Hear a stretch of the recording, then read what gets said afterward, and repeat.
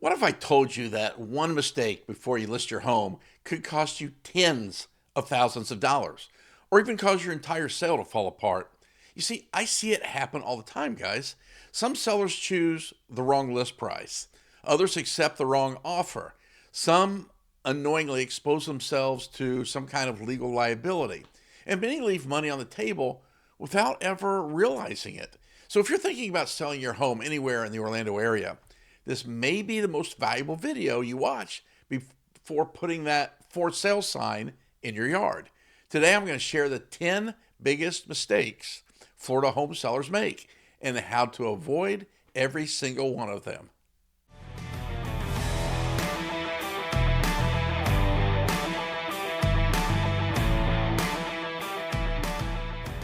Hi, I'm David Dowell, real estate broker and real estate attorney here in Orlando.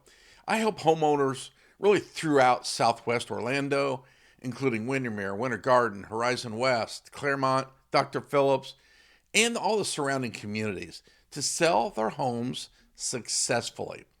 Because I work both as an agent and a real estate attorney, I get to see what happens behind the scenes after contracts are signed. So today I'm sharing the things I wish every seller knew before they actually list their home. Let's start with the biggest mistake of all. All right, number one, pricing your home based on Zillow. This happens constantly, guys. Someone checks Zillow. They love the number. They assume that's what the house is worth. Unfortunately, online estimates can be thousands or even tens of thousands of dollars off. You see, they don't know your upgrades, if any, the condition of your house, your view, your lot, your floor plan. They don't know about current buyer demand. So pricing too high, it usually means you're going to have less traffic. You'll obviously have fewer offers. You'll have a lot longer time on the market. You will end up probably be doing price reductions. Now, eventually the buyers are going to wonder, gee, I wonder what's wrong with this house. So the goal isn't to list high. The goal is to create competition among buyers. So let's move to number two, choosing an agent because they charge less. Well, many sellers focus almost entirely on commission. But here's the better question. Who is most likely to put the most money in your pocket after everything is over? You see, a strong marketing strategy, professional photography, pricing expertise, negotiating skills, and contract knowledge can easily outweigh any commission difference. Selling your largest asset isn't the time to start shopping for the cheapest service. Number three, not preparing the home. You see, buyers decide emotionally. Even in today's market, simple improvements often make a huge difference. And I'm talking simple like fresh paint, just decluttering, professional cleaning, landscape touch-ups, minor repairs, professional photography. You see, many sellers spend, gosh, I've seen it so often, thousands on renovations that don't increase the value of the home. Others ignore really inexpensive fixes that dramatically improve first impressions. So knowing the difference is critical. Now, mistake number four, accepting the highest offer. Sounds a little odd, doesn't it? Well, the highest offer is not always the best offer. Ask questions like, how much is the buyer putting down? Are they pre-approved already by a qualified lender? Are there any kind of appraisal concerns for the house? How many contingencies are included in the contract? They being the buyer, do they need to sell another home first before they buy yours? You see, I've seen lower offers close more successfully than higher offers. So choosing the strongest buyer, not simply the highest price, can save weeks of frustration. Number five, not understanding the inspection process.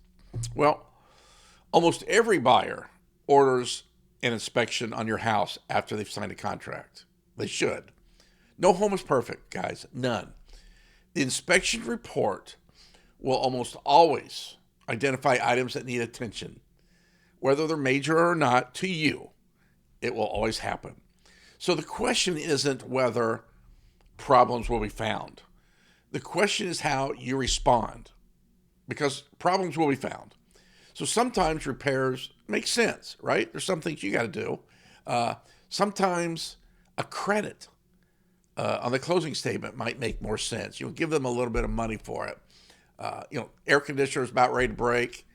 Instead of you fixing it, maybe give them $1,000, $2,000 towards the purchase of a new one. But sometimes the request by the buyers is unreasonable. So knowing how to negotiate that can save thousands of dollars. Number 6, ignoring Florida disclosure laws. This is where my legal background becomes especially valuable. You see, Florida law requires sellers to disclose known facts that materially affect the property's value and are not readily observable by the buyer. That includes certain defects or issues that you know about.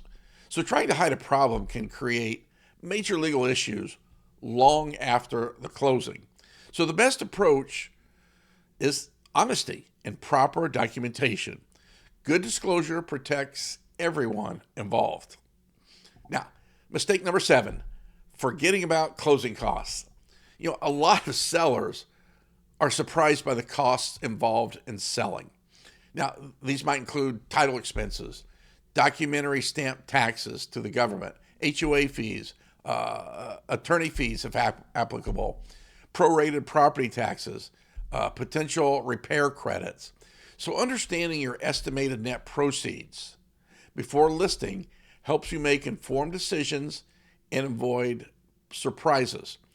What you should do before you sign the contract or even right after, ask your realtor to provide you with a net sheet showing you what the projected cost will be and the approximate amount that you're going to receive to put in your bank account. Mistake number 8, weak marketing. We see this a lot. Putting a home in the MLS just isn't enough anymore. Anybody can do that. But see, today's buyers expect professional photography. They expect maybe some drone images, video walkthroughs of your home, maybe some 3D tours. They want to see floor plans, targeted online advertising, some social media exposure, like YouTube, and email marketing. So the more qualified buyers who see your property, the greater the chance of generating not just more offers, but strong offers. Mistake number 9, negotiating emotionally. Selling a home is personal, right? But negotiations, they shouldn't be. Low offers feel really insulting, and you'll get really insulting low offers. Repair requests can feel really unfair. It'll happen though. And buyer comments can sting. You're going to hear comments from buyers or maybe even their realtor about your house. It will sting, but they're trying to get you to think that they don't really want the house that badly. So the best negotiations focus on facts, strategy, and long-term goals, not emotions. That's where having an experienced advocate becomes invaluable. So let's move on to mistake number 10, waiting too long to talk with an agent. One of the biggest misconceptions is that you should contact a realtor only when you're ready to list. In reality, the best time is, I think, months beforehand. That gives you time to plan any necessary repairs, discuss that with your realtor, understand the market conditions, estimate your proceeds, get that net sheet, develop a really good pricing strategy. You want to prepare your home properly, and you just need to choose the best time to list.